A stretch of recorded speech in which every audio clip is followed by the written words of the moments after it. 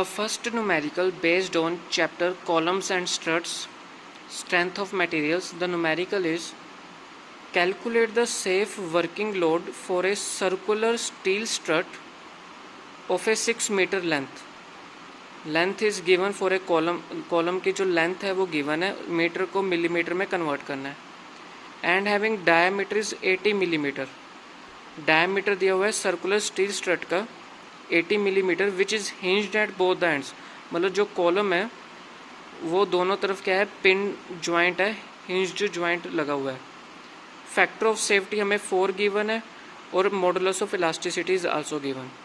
अब हमने क्या करना है, सबसे पहले हमें क्या निकालने को कहा गया है, सेफ वर्किंग लोड कैलकुलेट करने के लिए कहा गया है.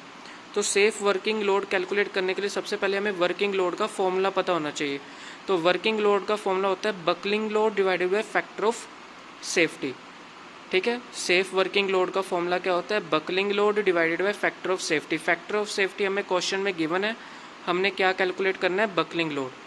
और जब हिंज्ड दोनों तरफ हो, अगर दोनों हिंज्ड हो तो हम कौन सा फॉर्मूला लगाते हैं, बकलिंग लोड का फॉर्मूला क्या होता है, तो हम इस टेबल में देखेंगे.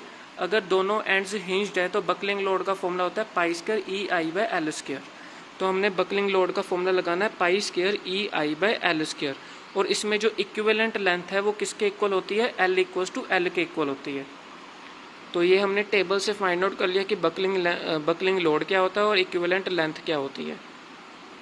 मॉडुलस ऑफ इलास्टिसिटी हमें गिवन है. ठीक है, अब हमें लेंथ भी गिवन है, लेंथ का भी हमने वैल्यू सब्स्टिट्यूट कर दी, लेकिन हमें मूवमेंट ऑफ इनर्शिया नहीं पता. तो मूवमेंट ऑफ इनर्शिया क्या होता है, सर्कुलर का मूवमेंट ऑफ इनर्शिया होता है पाई बाय 64 d4. डायमीटर हमने गिवन है तो हमने डी की वैल्यू 80 सब्स्टिट्यूट करनी है, तो हमारे पास क्या आ जाएगा, मूवमेंट ऑफ इनर्शिया आ जाएगा. और ये वैल्यू सारी हमने यहाँ पे सब्स्टिट्यूट करनी है, तो हमारे पास बकलिंग लोड आ जाएगा. बकलिंग लोड की वैल्यू यहाँ सब्स्टिट्यूट करेंगे, फैक्टर ऑफ सेफ्टी की वैल्यू 4 गिवन है हमें, तो हमारे पास क्या आ जाएगा, आंसर आ जाएगा. नेक्स्ट न्यूमेरिकल हमारे पास है एक माइल्ड स्टील ट्यूब है जिसका एक्सटर्नल डायमीटर गिवन है और इंटरनल डायमीटर गिवन है. ओके, लेंथ भी गिवन है.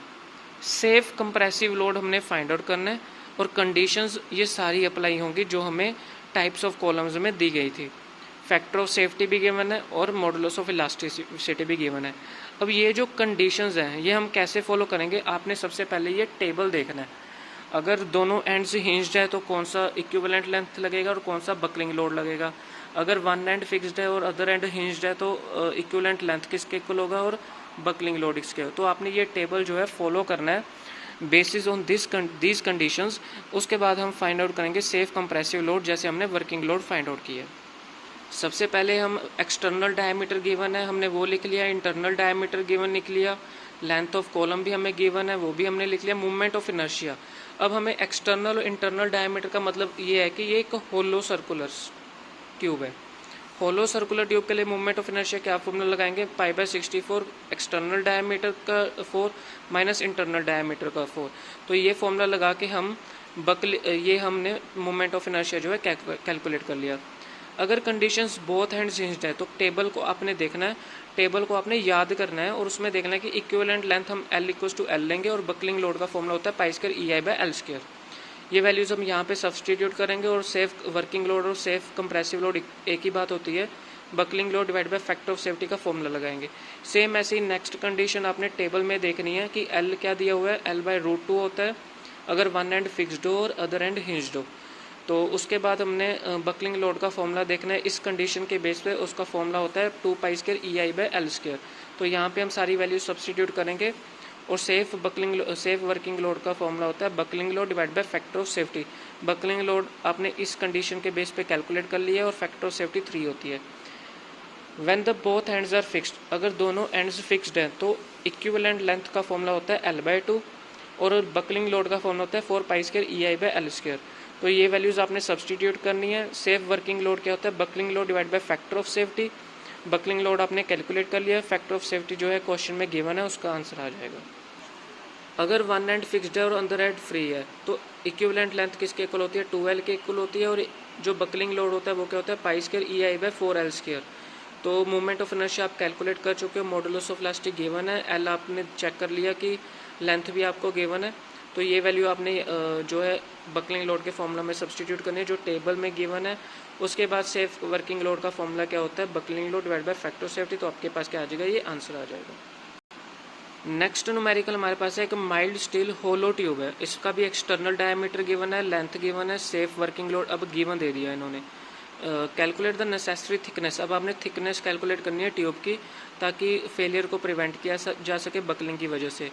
अब पहले हम सेफ वर्किंग लोड कैलकुलेट कर रहे थे, अब सेफ वर्क लोड जो है हमें गिवन है, दोनों एंड्स हिंज्ड है, ये हमें गिवन दे दिया है।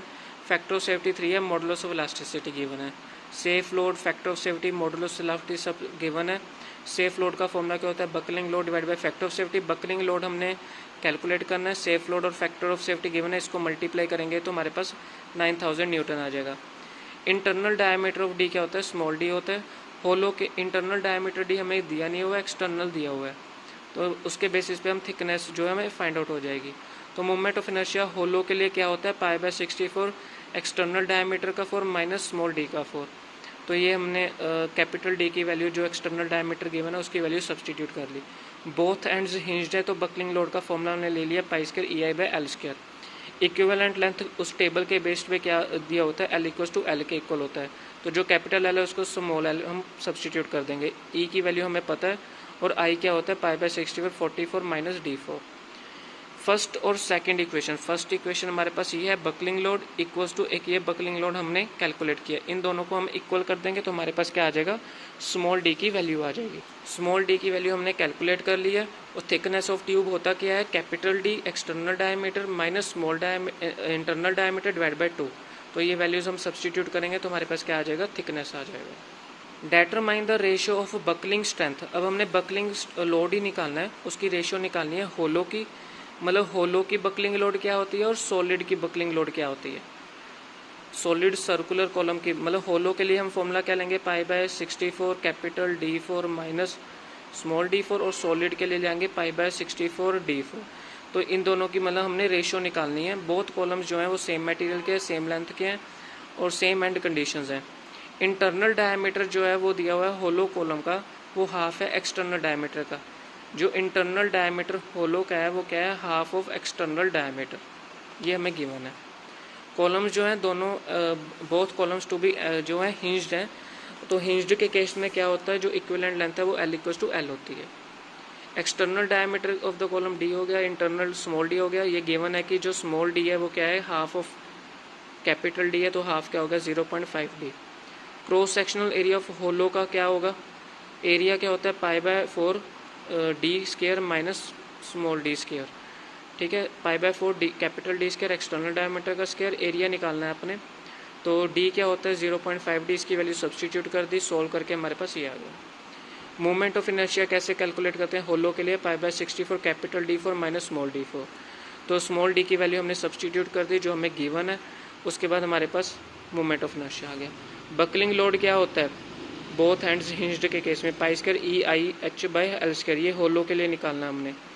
π² E मल्टीप्लाई IH क्या है हमारे पास, ये वैल्यू यहाँ पे सब्सटीट्यूट कर दो, ठीक है, तो हमारे पास ये आ जाएगा। सॉलिड कॉलम के लिए डायमीटर क्या है D1, एरिया क्या होता है सॉलिड के लिए π/4 D1²।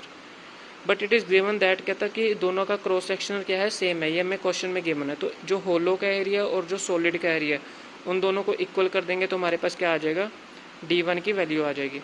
Movement of inertia solid column के लिए क्या होता है π/64 D1 का 4, D1 की वैल्यू हम यहाँ सब्सटीट्यूट कर देंगे तो हमारे पास ये आ जाएगा। बकलिंग लोड क्या होता है π² EIS/L², π² E π/64, ये वैल्यू यहाँ सब्सटीट्यूट कर देंगे L², तो ये हमारे पास बकलिंग लोड आ जाएगी सॉलिड कॉलम की। तो जो होलो की बकलिंग लोड है हमने कैलकुलेट की है और जो सॉलिड की बकलिंग लोड कैलकुलेट की है उसको डिवाइड करना है, उसके बाद हमारे पास क्या आएगा, आंसर आएगा। डिवाइड करके हमारे पास आंसर आ जाएगा 1.67।